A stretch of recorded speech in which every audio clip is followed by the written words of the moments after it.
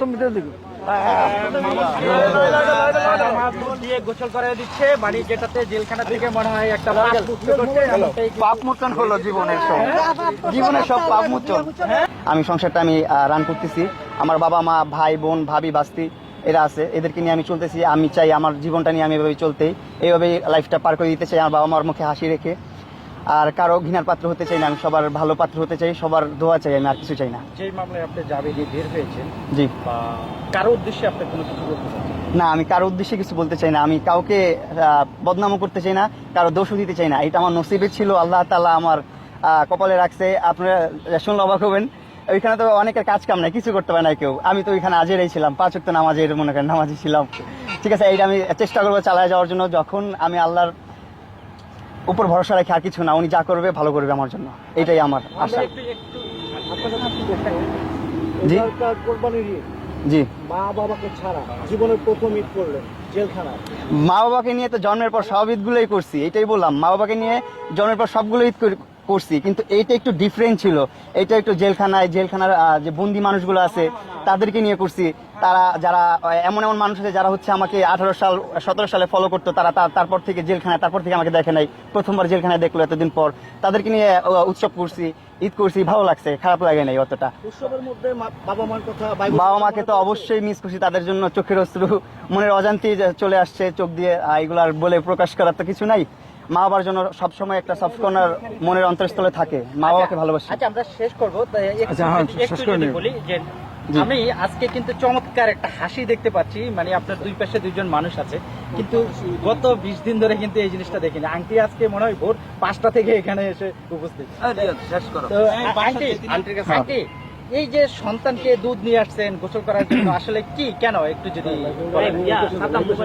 সময় তো ছিল না,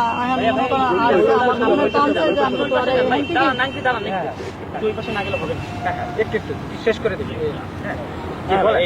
কোনো সময় তো কোনো করে এই সমস্ত জেল হাজত আসে নাই, কারণ আমার মনে টানছে যে আমি এখান থেকেই ওরে গোসল করে বাসায় নিব। এই কারণে আমি গাড়িটা দাঁড়া করাইছি, আর তোমাকে দাঁড়া করাইছি, আমি এই জায়গাতে গোসল করে নিয়ে যাবো। আমার ভিতরে ঘুরে যাওয়ার কোনো বিপদ আল্লাহ যে না দোয়া করবেন বিপদ না আসে, আল্লাহ যে বিপদকে মুক্তি করে, আল্লাহ যে ওরে ভালো রাখে। জানি না এটা আপনারা কিভাবে দেখবেন, আমি জানি না। তারপরে আপনারা একটা পবিত্র জিনিস, অনেকে অনেক কথা বলেন, পবিত্র জিনিস ভালো, সোনার উপর পানিও ভালো। যাই হোক, এটা আপনারা আবার নেগেটিভ সবাই এই খাবো না, মাথায় দিব।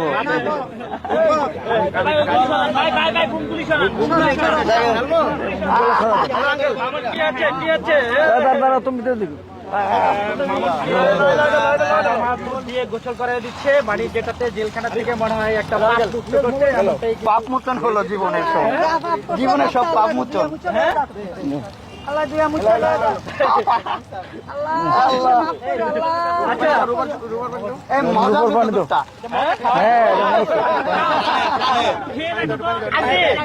এখন দেখতেছি আবার পানি দিচ্ছে, যেটা কোন কিসের পানি?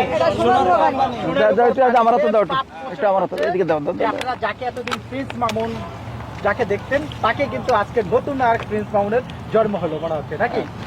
আপনারা কেউ এটা আবার নেগেটিভলি নেবেন না, ভালো জিনিস, পবিত্র জিনিস, আল্লাহ তাআলার দান, জানতাম যদি ভালো জিনিস।